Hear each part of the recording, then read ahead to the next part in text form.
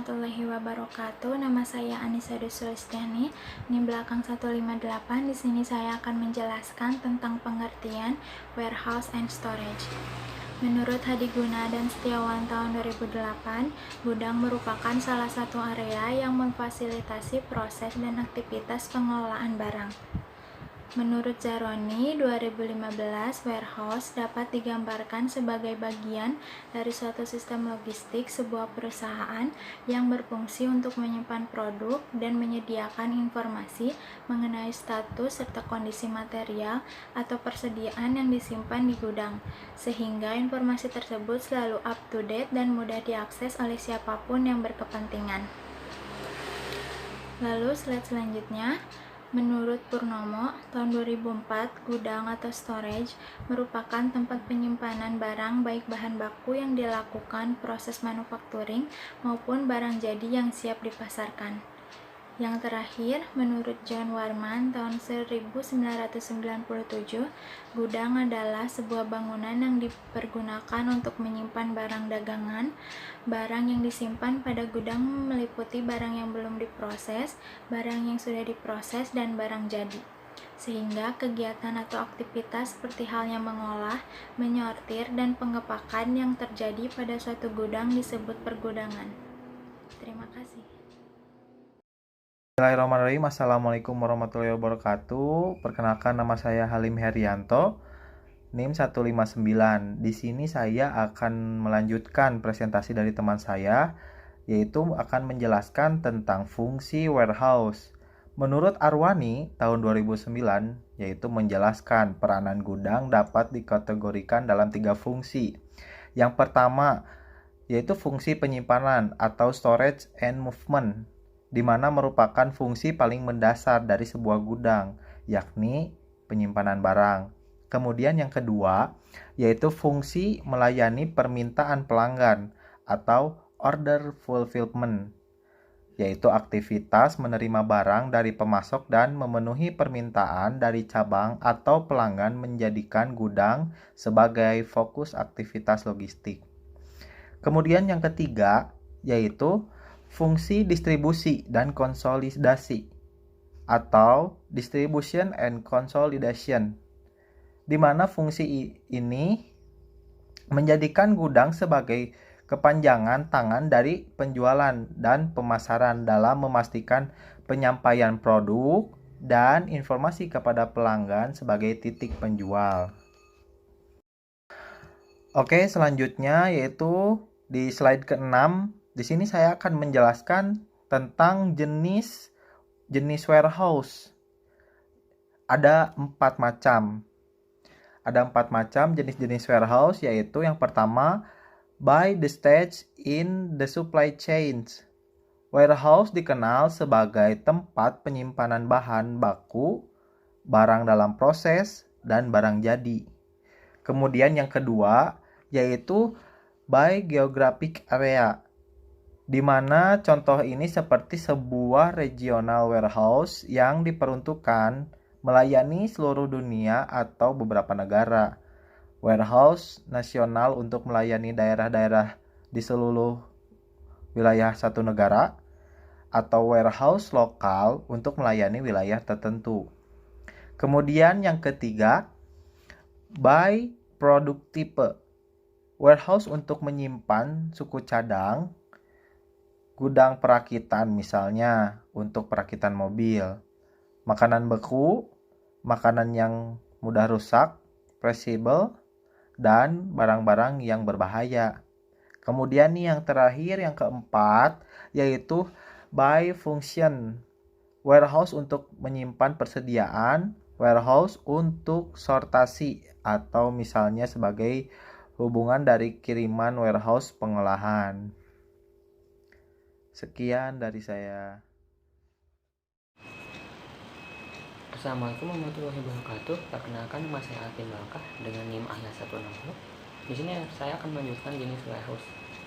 Nah, yang kelima ada by ownership. Warehouse yang dikelola sendiri oleh penggunanya, misalnya produsen atau pengecer, atau warehouse yang dikelola perusahaan penyedia jasa logistik, third party logistik. Yang keenam ada by company usage, misalnya warehouse khusus untuk satu perusahaan, dedicated warehouse, atau warehouse yang digunakan bersama, shared warehouse. Yang ketujuh ada by area, warehouse yang dengan luas mulai dari 100 meter persegi atau kurang, dan warehouse dengan luas lebih dari 100.000 meter persegi. Yang kedelapan ada by height, mulai dari warehouse sekitar 3 meter hingga warehouse high bay dengan tinggi lebih dari 45 meter. Yang kesembilan ada by equipment, dari warehouse yang mengoperasikan secara manual atau warehouse dengan operasi otomatis. Nah, yang selanjutnya gudang penyimpanan. Gudang penyimpanan menurut Hadi Guna dan Setiawan, pada suatu perusahaan kita dapat membedakan macam gudang menurut karakteristik material yang akan disimpan, yaitu penyimpanan bahan baku. Gudang akan menyimpan setiap material yang dibutuhkan atau digunakan untuk proses produksi. Lokasi gudang umumnya berada di dalam bangunan pabrik. Kedua, penyimpanan barang setengah jadi. Gudang menyimpan barang yang sudah diolah namun masih dapat diolah kembali menjadi barang akhir atau siap pakai. Yang ketiga, penyimpanan produk jadi. Gudang juga berfungsi untuk menyimpan produk yang telah selesai dikerjakan atau barang akhir. Barang yang disimpan ini sering juga disebut dengan barang dagangan atau komoditi. Sekian dari saya, selanjutnya akan dilanjutkan oleh rekan saya. Assalamualaikum warahmatullahi wabarakatuh. Perkenalkan, nama saya Lutfi Arsa Rivaldi dengan NIM Akhir 161. Baik, di sini saya akan melanjutkan ke slide yang ke-9, yaitu tipe-tipe gudang. Yang pertama ada gudang pabrik atau manufacturing warehouse. Transaksi di dalam gudang ini meliputi penerimaan dan penyimpanan material, pengambilan material, penyimpanan barang jadi dan pengiriman barang ke gudang pokok, gudang distribusi atau langsung ke konsumen. Yang kedua, ada gudang pokok atau central warehouse. Transaksi di dalam gudang pokok meliputi penerimaan barang jadi langsung dari pabrik atau dari supplier. Yang ketiga, ada gudang distribusi atau distribution warehouse. Pada gudang distribusi, transaksi dalam gedung ini meliputi penerimaan barang jadi, penyimpanan barang yang diterima gudang, pengambilan dan persiapan barang jadi yang akan dikirim. Yang keempat ada gudang retail, retailer warehouse. Gudang retail adalah gudang pengecer, jadi dengan kata lain dapat dikatakan gudang yang dimiliki toko yang menjual barang langsung ke konsumen. Lanjut ke slide 10, yaitu proses dalam gudang.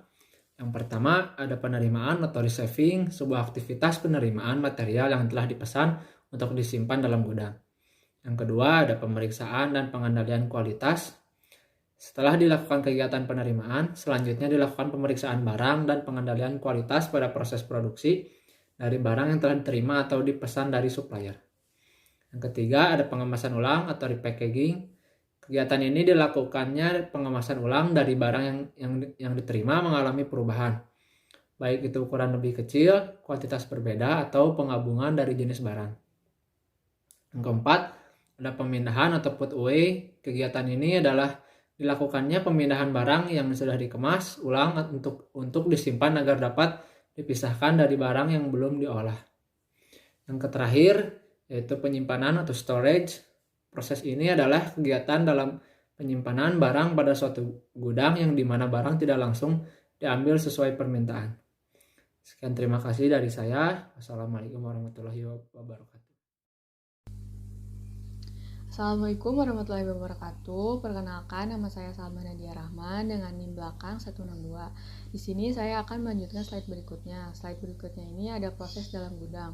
Yang keenam, pemisahan pesanan order picking. Kegiatan ini adalah proses pengambilan barang dari gudang penyimpanan untuk memenuhi permintaan yang akan didistribusikan. Yang ketujuh, ada penyortiran sortation. Kegiatan ini dilakukan dengan memilah barang agar sesuai dengan permintaan masing-masing konsumen. Yang kedelapan ada pengepakan dan pengiriman, packing and shipping, aktivitas yang meliputi pengecekan kelengkapan sesuai dengan pesanan, pengepakan barang sesuai dengan volume kendaraan, penimbangan pesanan untuk menentukan biaya pengiriman, dan dilakukan penempatan barang pada kendaraan. Yang kesembilan ada pengisian ulang, replenishing, kegiatan yang dilakukan terhadap ruang yang kosong harus diisi kembali kepada lokasi pengambilan gudang. Slide berikutnya ada tata letak gudang, warehouse layout. Menurut Heiser dan Render 2009, tata letak gudang adalah suatu cara untuk meminimalkan biaya total dengan mencari panduan yang terbaik antara luas ruang dan penanganan bahan. Slide berikutnya ada alasan memilih jurnal. Alasan kami memilih jurnal Technologies for Storage and Warehouse Management of Coffee Beans in Ethiopia sebagai jurnal utama adalah: yang pertama, jurnal tersebut membahas tentang pergunaan kopi di asosiasi swasta dan EAC-WSE Center, di mana kopi ditangani untuk ekspor ke pasar luar negeri dan dijual ke pabrik lokal. EAC-WSE adalah lembaga hukum yang diamanatkan oleh undang-undang untuk mengelola pergudangan kopi, dengan menguji hubungan antara pergudangan dan kualitas kopi. Studi ini menilai sejauh mana perbaikan dalam manajemen pergudangan dapat meningkatkan pemasaran kopi. Yang kedua, poin dan pembahasan pada jurnal tersebut sangat jelas dan terperinci. Yang terakhir, tata letak, gambar, dan kalimat yang dipakai sangat jelas dan menarik. Hal tersebut membantu kami dalam menganalisis jurnal. Sekian dari saya, terima kasih. Selanjutnya akan dilanjutkan oleh... Assalamualaikum, saya Aldi Febriansyah dengan NIM 163 akan melanjutkan presentasi dari rekan saya. Selanjutnya ada analisis jurnal. Yang pertama, pengaruh sistem penyimpanan logistik umum terhadap efektivitas kerja di gudang subbagian kerumah tanggaan dan perlengkapan di RSUD Al-Ihsan, Provinsi Jawa Barat. Persamaannya adalah jurnal utama dan pendukung sama-sama menggunakan sistem penyimpanan FIFO dan operasi gudang sangat berbasis tenaga kerja. Ya, perbedaannya adalah narasumber untuk jurnal utama terdiri dari berbagai pemangku kepentingan, sedangkan jurnal pendukung diberikan kepada para pekerja di gudang. Kesimpulannya, efektivitas kerja penyimpanan sudah bisa dianggap maksimal karena menggunakan sistem FIFO. Jadi pegawai tidak susah untuk melakukan pengambilan barang saat logistik akan diambil dan dibutuhkan. Yang kedua, analisa sistem manajemen pergudangan pada CV Pasifik Indah Manado. Persamaannya adalah sama-sama menggunakan metode deskriptif. Sedangkan perbedaannya, jurnal utama berfokus pada pembahasan tentang bagian sistem penyimpanan dan pergudangan kopi, sedangkan jurnal pembanding berfokus tentang pembahasan tentang sistem manajemen pergudangan dan juga dari segi tata letak untuk pemindahan barang. Kesimpulannya adalah semakin baik dan dalam sistem penyimpanan, pergudangan, dan juga tata letak yang dilakukan, maka akan semakin baik pula pengendalian barang yang ada di gudang ataupun keluar masuknya barang di gudang. Selanjutnya adalah perancangan tata letak warehouse baru untuk meningkatkan kapasitas penyimpanan material dengan metode dedicated storage di PT XX. Persamaan dari jurnal pembanding dengan jurnal utama adalah kedua jurnal sama-sama membahas tentang manajemen pergudangan dan membuat tata letak kapasitas penyimpanan yang efektif. Sedangkan perbedaannya, jurnal utama menggunakan metode deskriptif, sedangkan jurnal pendukung menggunakan metode dedicated storage. Kesimpulannya adalah penyimpanan gudang yang tepat akan efektif membantu perusahaan mencapai sebuah strategi yang menunjang. Yang keempat, analisis manajemen pergudangan pada gudang Paris Superstore Kota Mabagu. Persamaan dari jurnal pembanding dengan jurnal utama, yaitu kedua jurnal sama-sama membahas tentang pentingnya sistem penyimpanan pergudangan bagi perusahaan. Kedua perusahaan juga sama-sama menggunakan metode kualitatif. Perbedaannya adalah jurnal utama dan jurnal pembanding. Jurnal utama hanya membahas tentang satu produk, yaitu kopi, sedangkan jurnal pembanding banyak produk seperti makanan ringan, bumbu dapur, perabot rumah, dan lain-lain. Jadi kesimpulannya adalah semakin baik mengelola sistem gudang, maka semakin baik pula kualitas dari produk perusahaan. Terima kasih. Assalamualaikum warahmatullahi wabarakatuh. Nama saya Japar Manakusuma. Di sini saya akan melanjutkan presentasi tentang jurnal nasional yang selanjutnya, yaitu optimalisasi ruang penyimpanan gudang barang jadi PTX CZ dengan penerapan sistem ranking untuk meningkatkan kapasitas gudang menggunakan algoritma dynamic programming. Persamaannya yaitu persamaan dari jurnal pembanding dengan jurnal utama ialah kedua jurnal sama-sama membahas tentang pentingnya sistem penyimpanan pergudangan bagi perusahaan. Nah, perbedaannya yaitu jurnal utama menggunakan metode deskriptif, sedangkan jurnal pendukungnya menggunakan metode algoritma dynamic programming. Kesimpulannya adalah semakin baik optimalisasi pengelolaan sistem gudang, maka semakin baik pula perusahaan kualitas dari produk perusahaan tersebut. Nah, yang selanjutnya analisis tata letak, yaitu jurnal analisis tata letak gudang dengan menggunakan metode dedicated storage. Persamaannya sama-sama menggunakan tabel dan diagram yang digunakan untuk mengatur ringkasan dan membuat ilustrasi. Nah, perbedaannya pada jurnal acuan menggunakan metode desk study, yaitu cara pengumpulan data dengan melalui pemeriksaan dan analisis. Data dan informasi yang menggunakan data sekunder baik berupa dokumen-dokumen internal, eksternal perusahaan, peraturan perundang-undangan yang terkait RSPO, laporan, data statistik, studi pustaka, peta-peta, dan sebagainya. Sedangkan jurnal nasional menggunakan metode dedicated storage.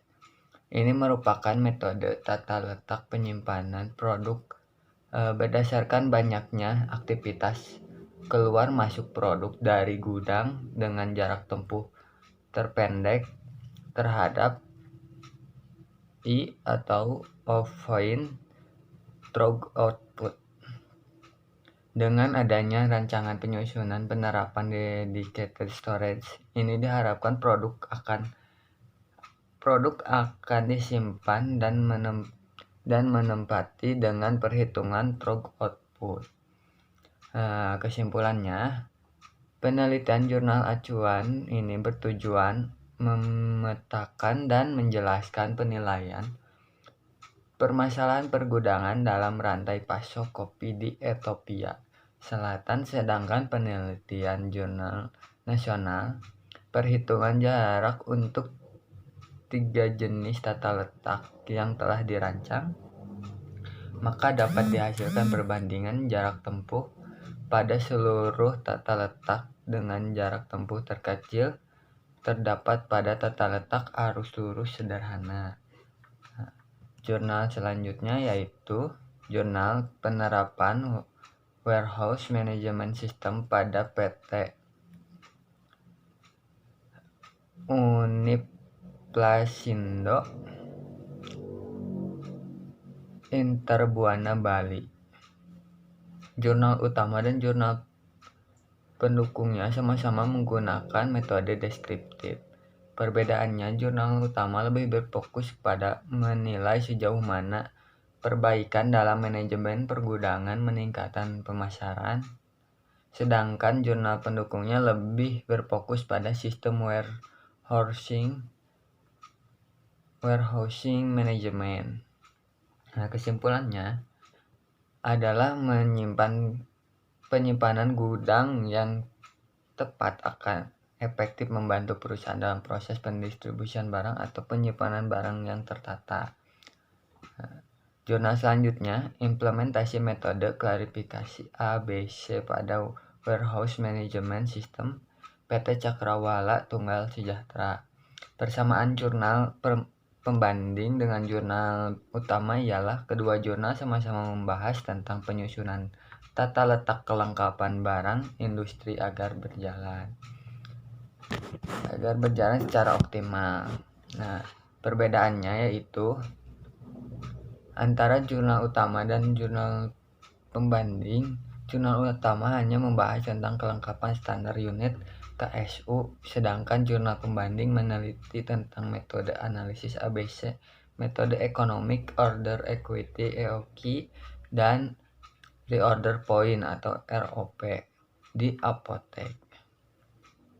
Jadi kesimpulannya, Warehouse Management System WMS yang dibangun dapat membantu pihak perusahaan dalam melakukan manajemen barang pada pergudangan seperti mendata barang yang tersedia, melakukan request barang dari kantor atau gudang lainnya, serta menentukan tata letak barang pada gudang. Sekian dari saya. Assalamualaikum warahmatullahi wabarakatuh. Assalamualaikum warahmatullahi wabarakatuh. Perkenalkan, nama saya Lia Dayanti. Di sini saya akan melanjutkan mengenai jurnal nasional. Jurnal yang nasional yang ke-9 adalah dengan judul Kajian literatur warehouse 4.0, dampak industri 4.0 terhadap manajemen pergudangan. Persamaan dari kedua jurnal ini adalah menganalisis sebagai bagian dari aktivitas logistik. Pergudangan merupakan bagian penting dalam aliran bahan baku dan hasil produksi hingga pengguna akhir, di mana pergudangan telah menjadi sumber kunci dalam mencapai keunggulan kompetitif dari organisasi penyedia jasa logistik maupun distribusi. Perbedaan jurnal ini yaitu jurnal ini berfokus pada pembahasan dampak dari paradigma industri 4.0 terhadap manajemen pergudangan, dan selanjutnya penelitian ini lebih banyak mendiskusikan mengenai aplikasi teknologi pada manajemen pergudangan yang disebut juga sebagai warehouse 4.0. Pembahasan hasil penelitian dan diskusi dalam jurnal ini diperoleh berdasarkan studi literatur dari berbagai tipe literatur yang menjadi sumber-sumber data. Di antaranya ada artikel-artikel ilmiah, website-website perusahaan, hasil laporan konsultan, dan juga blog. Maka dapat disimpulkan dengan memahami ruang lingkup aktivitas manajemen pergudangan menjadi langkah awal untuk mengidentifikasi dampak industri 4.0 terhadap aktivitas-aktivitas manajemen pergudangan. Jurnal nasional yang ke-10 yaitu dengan judul Studi tentang penerapan reverse logistik dalam mengatasi pengembalian produk. Kasusnya pada PT Salim Infomas, Pratama Tbk, Bitung. Persamaan jurnalnya yaitu sama-sama bertujuan untuk meningkatkan hubungan baik antara perusahaan dengan eksternal perusahaan. Perbedaannya didapatkan dua. Yang pertama, pada jurnal internasional utama menganalisis hubungan antara pergudangan dengan kualitas kopi, sedangkan pada jurnal nasional ini menganalisis tentang sikap perusahaan terhadap penanganan produk. Yang kedua, pada jurnal internasional utama menggunakan pendekatan deskriptif, sedangkan pada jurnal ini langsung menggunakan studi observasi. Dapat disimpulkan bahwa kedua jurnal ini sama-sama bertujuan untuk meningkatkan hubungan baik, dan kedua jurnal memiliki metode yang berbeda dalam menyelesaikan masalahnya. Selanjutnya, slide ini membahas beberapa jurnal internasional yang telah dipilih untuk menjadi pembanding dengan jurnal utama. Jurnal internasional yang pertama yaitu dengan judul jurnal Analyzing of Placement Maximizing Planning in Warehouse Using FSN Analysis Using Class-Based Storage Method. Case Study PT XYZ. Persamaan dari jurnal pembanding dengan jurnal utama yaitu sama-sama menggunakan metode deskriptif, pengumpulan data sama-sama menggunakan wawancara dan juga observasi. Perbedaannya, jurnal utama berfokus pada pembahasan tentang bagaimana sistem penyimpanan dan pergudangan kopi, sedangkan jurnal pembanding berfokus pada penempatan barang di gudang dan juga mengklasifikasikan barang di gudang berdasarkan intensitas pergerakan barang sesuai klasifikasinya. Untuk mendapatkan klasifikasinya berdasarkan berapa lama barang disimpan dan seberapa sering barang itu keluar masuk. Kesimpulannya, dalam penyimpanan dan pergudangan harus memperhatikan intensitas barang dan harus diketahui barang yang sudah lama berada di gudang ataupun baru di gudang. Untuk itu, tata letak dari gudang tersebut harus ditentukan agar dapat dengan mudah mengendalikannya dan tidak menimbulkan barang yang sudah lama tersimpan di gudang agar arus pergerakan barang berjalan dengan lancar. Jurnal yang kedua berjudul Warehouse Layout Design Using Shared Storage Method. Persamaannya yaitu dari jurnal pembanding dengan jurnal utama adalah tentang sistem pergudangan dan tata letak penyimpanan bahan baku. Perbedaan antara jurnal pembanding dengan jurnal utama adalah jurnal utama berfokus pada menilai sejauh mana perbaikan dalam manajemen pergudangan dapat meningkatkan pemasaran, sedangkan jurnal pembanding berfokus pada kebutuhan ruang penyimpanan dan penanganan material serta penggunaan ruang yang lebih efektif. Kesimpulannya adalah pergudangan dan tata letak penting karena harus bisa memanfaatkan ruang secara efektif guna meningkatkan utilitas ruang dan meminimalkan biaya material handling. Assalamualaikum warahmatullahi wabarakatuh. Perkenalkan, saya Chandra Wijaya dengan NIM 168. Di sini saya akan menjelaskan tentang persamaan, perbedaan, dan kesimpulannya. Untuk yang pertama-tama, saya mulai dari slide 20 sampai 21. Untuk yang pertama yaitu ada optimization of a warehouse layout used for storage of material used in ship construction and repair.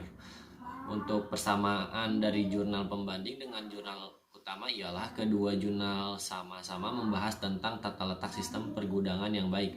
Untuk perbedaannya yaitu perbedaannya antara jurnal pembanding dengan jurnal utama adalah jurnal utama hanya berfokus pada kualitas produk saja, sedangkan jurnal pembanding berfokus pada penerimaan, pemilihan penyimpanan, penyortiran, dan pengiriman. Jadi kesimpulannya adalah tata letak penyimpanan sangat menentukan keefektifan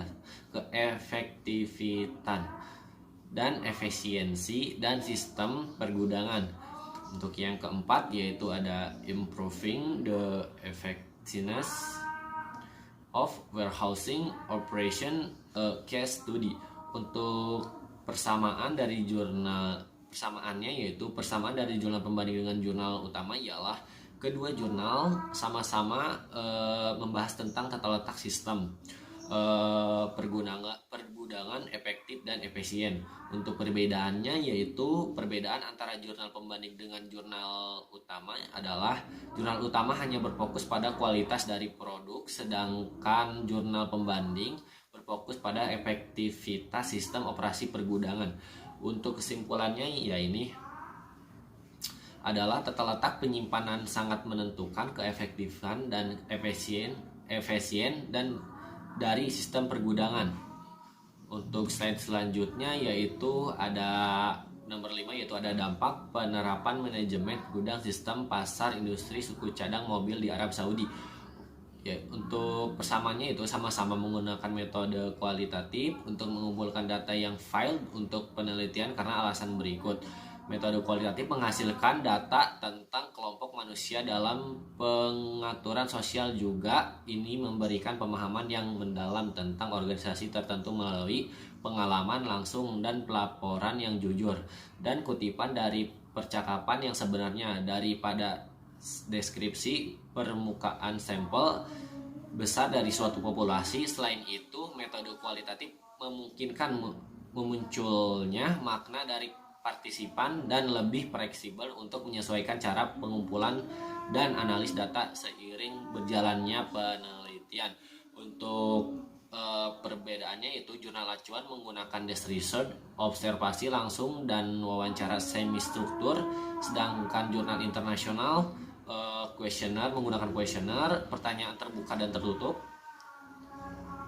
Untuk pertanyaan tertutup adalah pertanyaan struktur yang dapat dijawab dengan hanya membiarkan jawaban masuk ke dalam kategori yang telah ditentukan sebelumnya oleh peneliti. Untuk kesimpulannya yaitu semuanya sama-sama meneliti dengan menggunakan metode kualitatif, namun dari segi observasi terdapat perbedaan yang signifikan. Untuk jurnal acuan memilih semi struktur, untuk jurnal internasional menggunakan pertanyaan terbuka dan pertanyaan tertutup. Untuk yang nomor ke-6 yaitu ada Full Warehouse Management and Empirical Study, Murad Mikeki, Paul G. Reedy, Karen F. Ward, Samuel Felbil Bota, Genuelza Thibault Monteiro.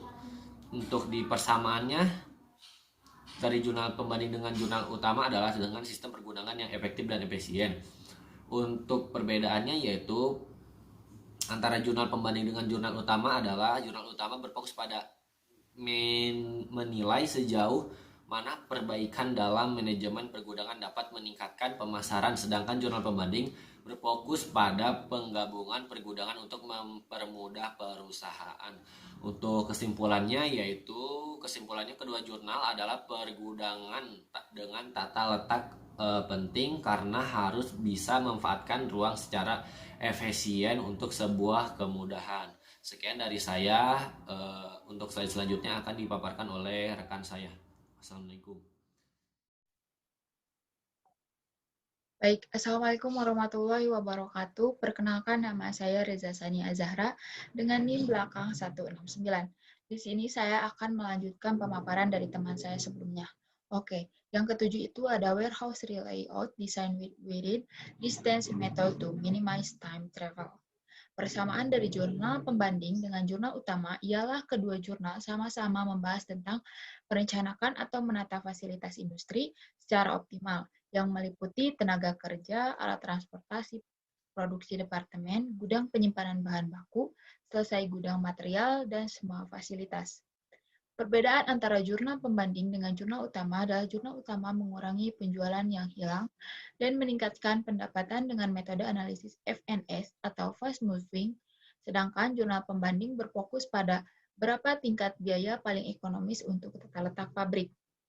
Jadi kesimpulannya adalah menghasilkan tata letak alternatif, proposal untuk PT IJS yang dapat memaksimalkan pemuatan barang di dalam gudang. Oke, yang kedelapan ada a study of the implication of logistic 4.0 in future warehousing, a Sri Lanka perspective. Persamaannya, dalam studi ini, perhatian terutama difokuskan pada proses intra-logistik pergudangan, kemampuan perusahaan untuk fokus pada kompetisi inti dengan memusatkan sumber dayanya pada mereka. Studi-studi tersebut terutama membahas tentang tantangan dan kelemahan dalam praktik logistik.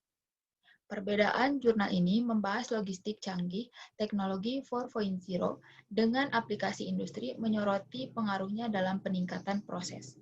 Tinjauan literatur sistematis ini didasarkan pada analisis konten sebagai pendekatan untuk mengumpulkan pengetahuan di bidang logistik cerdas, logistik 4.0, pergudangan cerdas, dan industri logistik pihak ketiga Sri Lanka yang dipilih.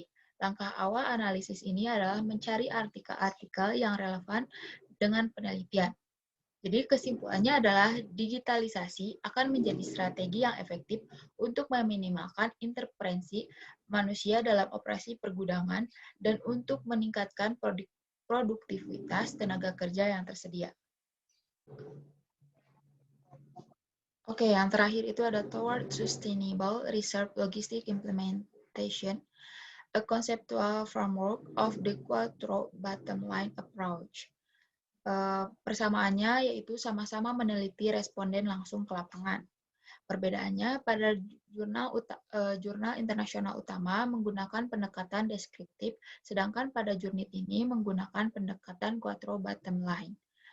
Kemudian yang kedua, pada jurnal utama, tinjauan pustakanya meliputi kualitas, gudang, peralatan, manajemen gudang, dan teknologi penyimpanan.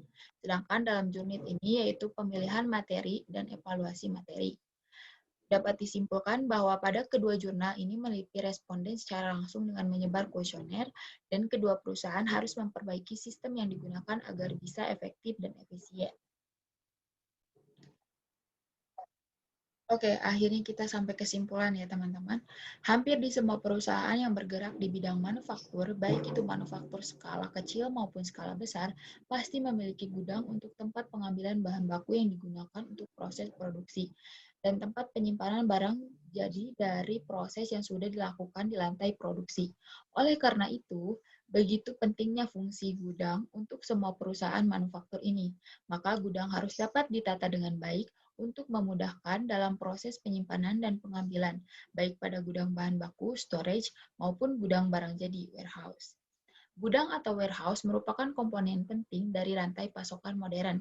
Rantai pasokan melibatkan kegiatan dalam berbagai tahap seperti sourcing, produksi, dan distribusi barang dari penanganan bahan baku dan barang dalam proses hingga produk jadi. Warehouse dapat digambarkan sebagai bagian dari suatu sistem logistik sebuah perusahaan yang berfungsi untuk menyimpan produk dan menyediakan informasi mengenai status serta kondisi material atau persediaan yang disimpan dalam gudang sehingga informasi tersebut selalu up to date dan mudah diakses oleh siapapun yang berkepentingan. Sekian pemaparan dari saya. Assalamualaikum warahmatullahi wabarakatuh.